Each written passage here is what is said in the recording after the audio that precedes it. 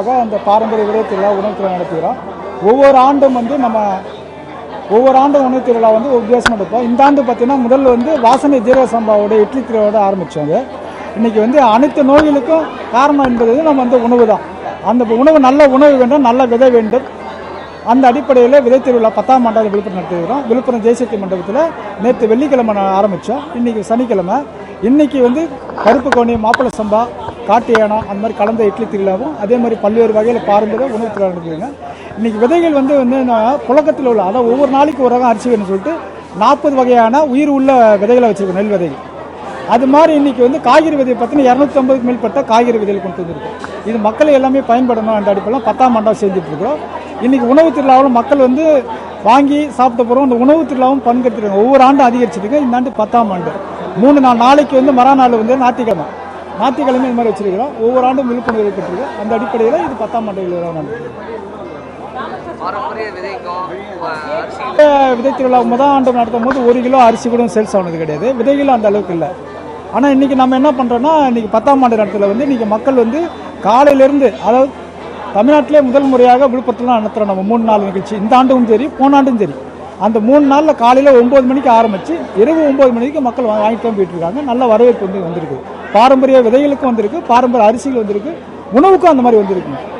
இன்றைக்கி கருத்தரம் யாரும் கேட்கறது இல்லை. இப்போ அது என்ன கொடுமைன்னா, கருத்தரம் நேற்று போட்டால் 3 பேர் தான் வந்தாங்க. ஆனால் இந்த மாதிரி பொருள் வாங்குறது மக்கள் ஆர்வம் அதிகமாக இருக்குது. இப்போ கருத்தரங்கத்தை கேட்கறது யாருங்க தயாரில்லை, பொருள் வாங்கிட்டு போகிறாங்க. அது விழுப்புரம் நடந்தது. மக்கள் ஆர்வத்தோடு வராங்க. காலையிலே 12 மணிக்கு நம்ம 9 மணிக்கு ஆரம்பிக்கிறோம். இரவு 9 மணி வரைக்கும் வந்துட்டு தான் போகிறாங்க. சந்தை நடக்கிற மாதிரி தான் இப்போ நடந்துட்டு இருக்குதுங்க. சந்தையில் எப்படி பொருள் வாங்குறாங்களோ அந்த மாதிரி ஆர்வத்தோடு பொருள் வாங்குறாங்க.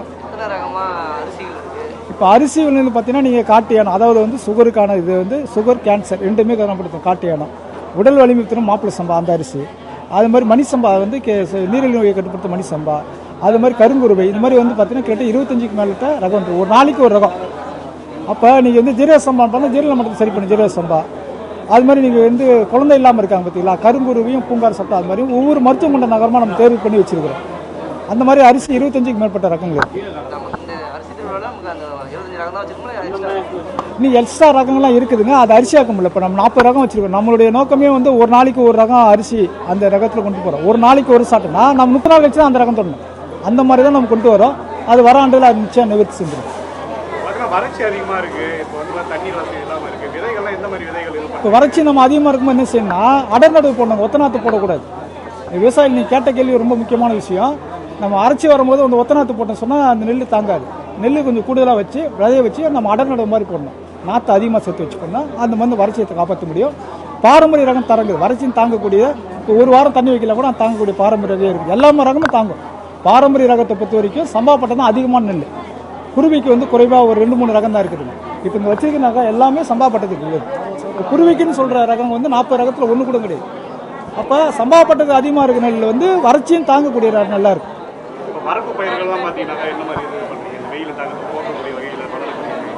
வரப்பு பயிர் காய்கறிக்கு தான் வைக்கலாங்க. நெல் பயிர்கள் அது தேவையில்லை. இது காய்கறி பயிர் அகத்தி இருக்குது, சவுண்டில் இருக்குது, அது மாதிரி வச்சுக்கலாம். நம்ம காய்கறிக்கு பட்டத்தை தான் பண்ணுறோம்.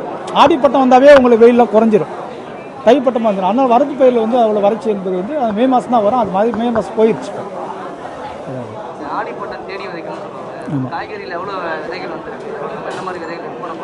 ஆடிப்பட்டம் தேடி விதைன்னு சொல்லும் போது பார்த்தீங்கன்னா, ஆடிப்பட்டம் முடிஞ்ச உடனே நம்ம ஆடி ஆவணியில் புரட்டாசி வரைக்கும் பார்த்து விட்டு மழை பெய்யும். நம்ம விதை வச்சுட்டு தான் போதும்.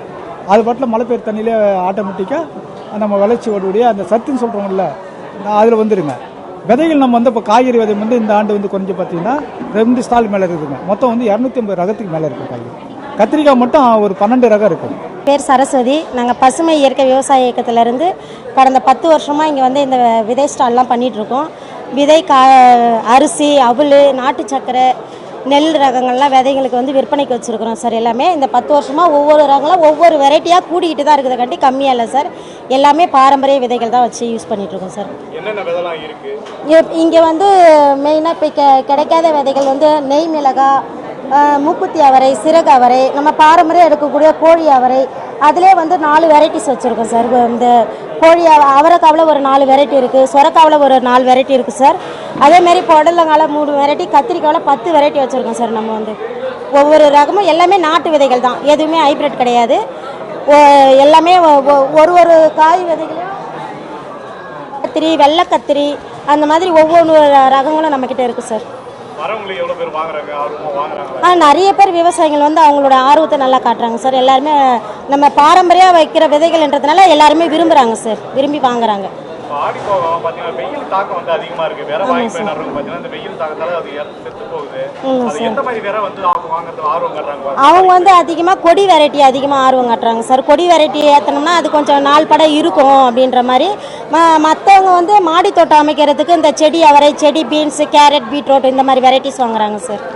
ஆமாம் சார். விளைவிச்சு ஏதாவது கொடுக்குறீங்களா? அந்த மாதிரி ஏதாவது பண்ணுறாங்களா? இப்போதைக்கு இல்லை சார். இப்போ 2 வருஷத்துக்கு முன்னாடி கத்திரிக்காய் விளைய வச்சு நாங்கள் இது பண்ணோம். அதுக்கு வந்து எங்கள் வீட்டுக்காரர் வந்து கலெக்டர் கையாலே அவார்டு வாங்கியிருக்காங்க சார், வாங்கியிருக்காங்க. இல்லை இப்போ தமிழக அரசு உங்கள்கிட்ட கொடுத்து இதை மாதிரி ஏதாவது அவங்க பண்ண சொல்ல சார், நாங்கள் இண்டிவிஜுவலாக பண்ணதுக்கு அவங்க சிறந்த விவசாயின்னு சொல்லி பண்ணியிருக்காங்க. ஆர்கானிக் முறையில் பண்ணதுக்கு அவங்க பண்ணியிருக்காங்க சார். வியாபாரிகளை வந்து இப்போ ஊக்குவிக்கிற தகவலில் ஏதாவது தமிழக அரசு ஏதாவது நடவடிக்கை மேற்கொள்ளணும் என்ன சொல்றீங்க? மற்றவங்களுக்கும் போய் சேர்ற அளவுக்கு இல்லை உங்களையும் ஊக்குவிக்கிற அளவுக்கு இதை ஏதாவது நட்டு கொடுங்க, இதுமாரி வளர்த்து கொடுங்க, மற்றவங்கள்ட்ட வந்து விழிப்புணர்வு ஏற்படுத்துங்க அப்படின்னு சொல்ற மாரி அரசு ஏதாவது கோரிக்கை ஏதாவது நீங்கள் வைக்கிறீங்களா? இல்லை சார், இப்போ நாங்கள் எதுவும் அந்த மாதிரி வைக்கல சார். நாங்கள் வந்து தனியாக பண்ணிகிட்ருக்கோம். அரசு வந்து அதில் கலந்து ஆலோசித்தா அதை எங்கள் வீட்டுக்காரங்க முடிவு பண்ணுவாங்க சார். எனக்கு தெரியாது அதை பற்றி. அவ்வளோதான் சார். என் பேர் சரஸ்வதி.